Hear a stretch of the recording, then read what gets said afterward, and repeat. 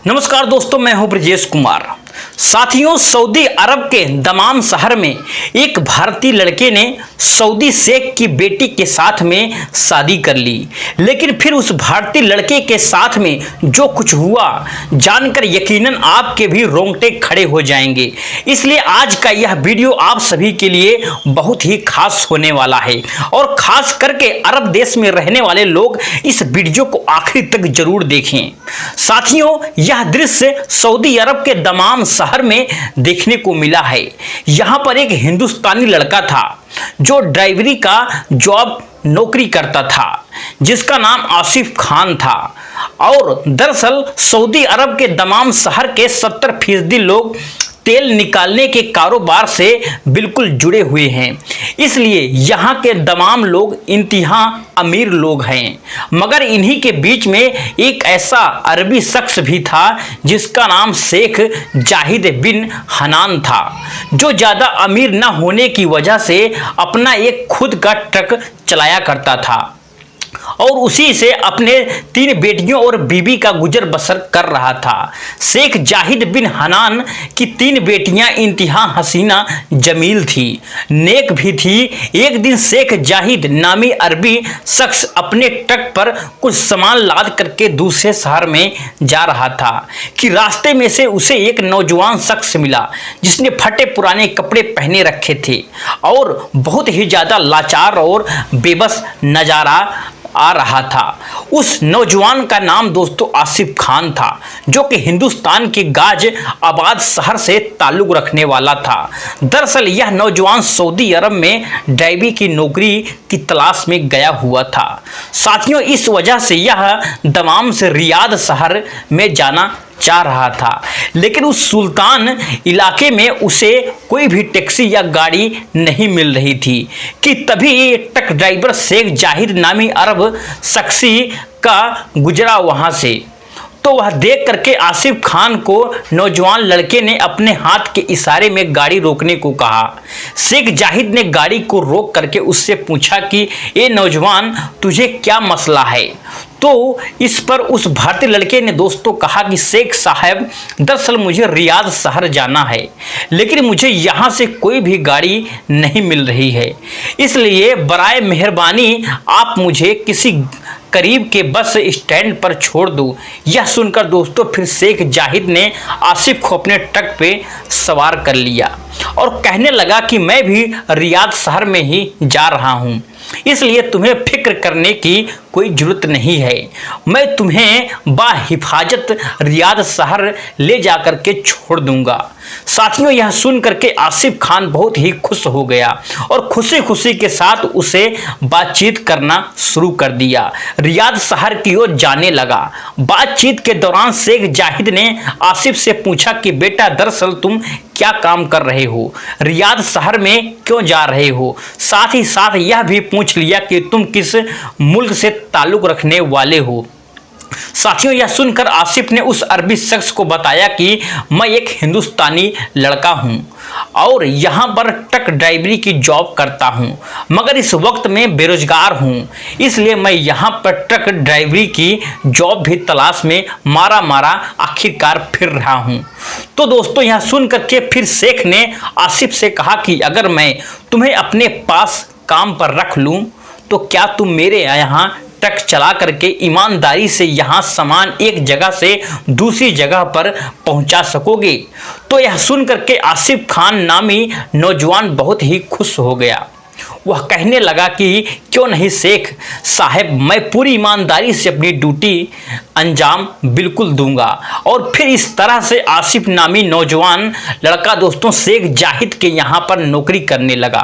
और शेख जाहिद की दोस्तों उम्र ढलती जा रही थी और इधर उसके घर में दोस्तों उसकी 3 बेटियां जवान होती जा रही थी।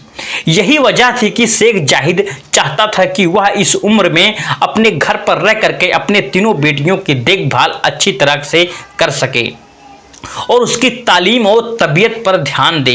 इसी वजह से शेख साहब ने आसिफ खान नामी भारतीय लड़के को काम पर रख लिया था और उसे महीने की बुनियाद पर तनख्वाह देने लगे थे।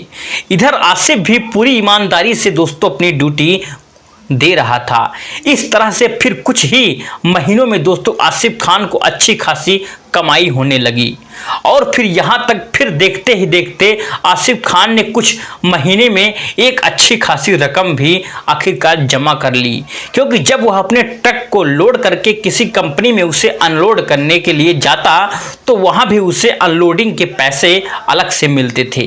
और आसिफ खान नामी लड़का शेख साहब की यहाँ पर नौकरी करते हुए दूसरे तरीकों से भी पैसे कमाने आखिरकार लगा हुआ था।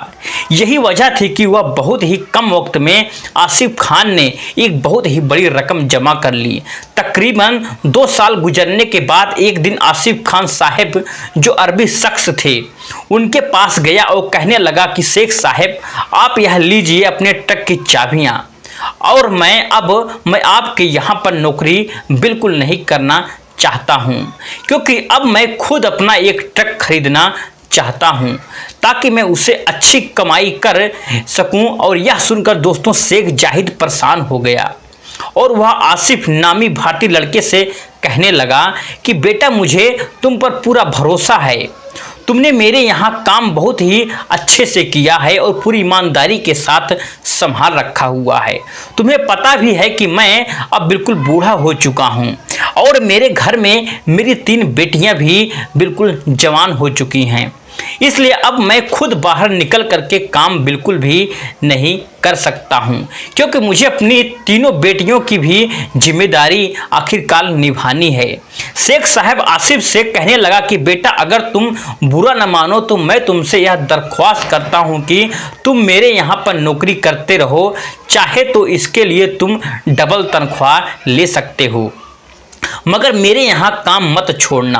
अरबी शख्स ने इतने दोस्तों दर्द भरे लहजे में दरख्वास्त की थी कि आसिफ खान उन्हें इनकार ना कर सका और फिर कुछ महीने में डबल तनख्वाह पर वह शेख जाहिद के यहाँ पर फिर से नौकरी करने लगा। और इस दौरान उस अरबी शख्स की दोस्तों तबीयत खराब रहने लगी और फिर एक दिन अचानक ही वह अपने खाली के हकीकी से जाकर मिला, यानी उस अरबी शख्स का इंतकाल हो गया। फिर जब महीना पूरा होने पर आसिफ अपनी तनख्वाह लेने के लिए शेख साहब घर पर पहुंचा तो उसे मालूम चला कि शेख साहब तो वक़ात पा चुके हैं, उनका इंतकाल हो चुका है। तो यह सुनकर दोस्तों इस तरह से आसिफ खान को बहुत ही गहरा आखिरकार सदमा लगा, झटका लगा। लेकिन वहीं पर दूसरी तरफ वह शेख साहब की बीवी से कहने लगा कि अब वह उनके यहाँ पर नौकरी नहीं कर सकता है। उसने गाड़ी की चाबियाँ टेबल पर रख दी और उठ करके खड़ा हो गया। यह देख करके शेख साहब की बीवी जो आसिफ को बेटा कह के बुलाती थी, उसे अपने बेटों की तरह ही समझती थी, वह कहने लगी कि बेटा आसिफ तुम इंतहा शरीफ और नेक इंसान हो, लेकिन अब तुम इस मुसीबत की घड़ी में हमें अकेला छोड़कर आखिरकार कैसे जा सकते हो। खुदा के बाद अब हमारा इस दुनिया में तुम्हारे सिवाय कोई और सहारा नहीं है। लेकिन आसिफ खान कहने लगा कि अब वह खुद अपना कारोबार करना चाहता है, इसलिए अब वह उनके यहाँ पर नौकरी नहीं कर सकता है। इतना कहकर दोस्तों आसिफ खान नामी भारतीय लड़का वहाँ से चला गया। साथियों वह दिन जुमे का दिन था। आसिफ शेख साहब के घर से वापस आने के बाद नमाज जुमा पर अदा करने के लिए मस्जिद पहुंचा तो वहां पर मस्जिद के दोस्तों मौलाना साहब अपनी तकरीर में यतीम बच्चों के हुकूम बयान कर रहे थे। मौलाना साहब कह रहे थे कि जिस घर से बाप का साया छिन जाए और पूरा घर बेसहारा हो जाए, फिर ऐसे घर से न सिर्फ उनके सगे अजनबी बन जाते हैं बल्कि करामात दार भी अपनी निगाह बदल लेते हैं। यहाँ तक कि ऐसे घर को फिर लोग हकीर समझने लगते हैं। यही नहीं, कुछ लोग तो इन यतीम बच्चों को दरख्त टूटे हुए सूखे पत्तों की तरह अपने कदमों में रख लेते हैं। अल्लाह के प्यारे नबी हजरत मोहम्मद मुस्तफ़ा सल्लल्लाहु ताला अलैहि वसल्लम मुसलमानों को यह तालीम दी है। साथियों यतीम बच्चों की तालीम, लिबास, रहन सहन और यहाँ तक कि उनके खाने पीने का ख्याल रखा जाए और उनके साथ प्यार मोहब्बत और यहाँ तक कि नरमी का बर्ताव किया जाए। इमाम साहब फरमा रहे थे कि अल्लाह ताला कल कयामत के दिन उस शख्स को अंजाम नहीं देगा जिसने यतीम बच्चों के साथ हुस्न सुलूक किया हो। अल्लाह ताला ने कुरान पाक में बार बार इस चीज़ को बताया है कि हुस्न सुलूक की तलकीन की अल्लाह ताला ने खुद कुरान पाक में इरशाद फरमाया है कि माँ बाप, यतीमों, मोहताज, रिश्तेदारों, मुसाफिरों और जो तुम्हारे गुलाम हैं उन सब के साथ एहसान करो।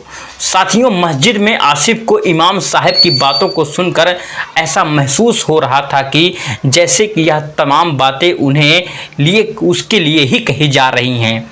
इसलिए अब आसिफ को दोस्तों अपने दिल में यह एहसास होने लगा कि उसे शेख साहब के बच्चों को ऐसे बेसहारा छोड़ करके बिल्कुल नहीं जाना चाहिए। फिर जुमे की नमाज पढ़ने के बाद आसिफ सीधा दोस्तों शेख साहब की बीबी के घर पहुंचा और कहने लगा कि मैंने हुजूर सल्लल्लाहु ताला अलैहि वसल्लम हदीस सुनी है, यतीमों की देखभाल करने वाला मेरे साथ जन्नत मेरा हमसाया होगा। इसलिए अब मैं आप बेटा बनकर हमेशा आपके घर पर ही रहूँगा और आपके घर की तमाम जिम्मेदारियों को निभाऊंगा। इसके बाद आसिफ ने दोस्तों शेख साहब की बीवी की इजाज़त से उनका सारा कारोबार संभाल लिया और फिर देखते ही देखते दोस्तों आसिफ ने वहां पर अपना एक ट्रांसपोर्ट खड़ा कर दिया और फिर कुछ ही दिनों के बाद शेख साहब की बीबी ने अपनी सबसे बड़ी बेटी का निकाह भी आसिफ खान के साथ, भारतीय लड़के के साथ में आखिरकार कर दिया। लेकिन दोस्तों फिर शादी के लगभग 5 से 6 साल का वक्त गुजर गया, लेकिन आसिफ खान के यहाँ पर कोई भी दोस्तों औलाद पैदा ना हुई।